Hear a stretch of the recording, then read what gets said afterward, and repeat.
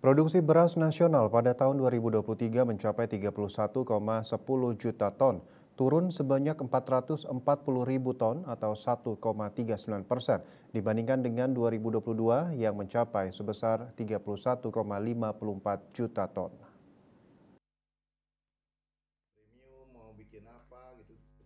Deputi Bidang Statistik Produksi BPS M. Habibullah dalam pemaparan berita resmi statistik di Jakarta dikutip dari kantor berita Antara Jumat 1 Maret mengatakan penurunan produksi beras merupakan konsekuensi dari penurunan luas panen padi dan produksi padi yang terdampak El Nino.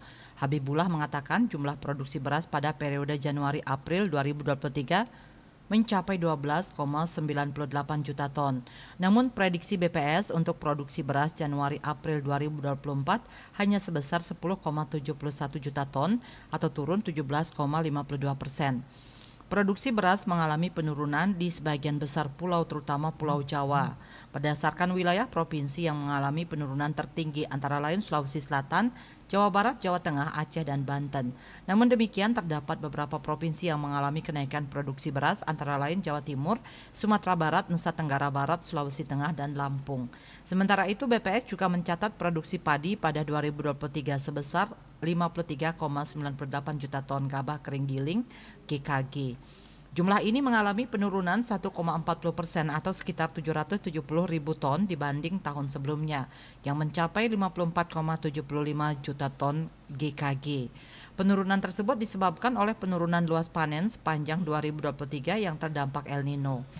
Habibullah mengatakan penurunan produksi ini diprediksi masih akan terjadi di periode Januari-April 2024. BPS mencatat potensi produksi pada Januari-April 2024 sebesar 18,59 juta ton GKG, sedangkan periode pada tahun sebelumnya 22,55 juta ton GKG.